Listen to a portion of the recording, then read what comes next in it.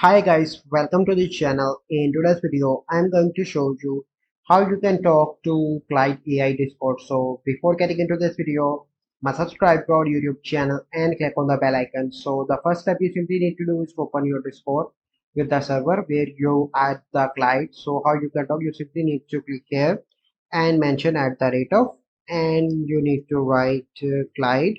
Okay, and then you need to give a space and write your prompt. So I'm going to write hi. So here you can see that hi WhatsApp. So it's a reply from the client, and let me show you again. What are you doing? So here you can see that it will give me a reply, just hanging out in the Discord server, chatting with folks like you. So here you can see that now that the Clyde AI bot is replying to me. So this is the process how you can talk to Clyde AI Discord. So I hope you find this video helpful. If you find this video helpful, must like this video, subscribe to our YouTube channel for future videos. We'll see you in the next video.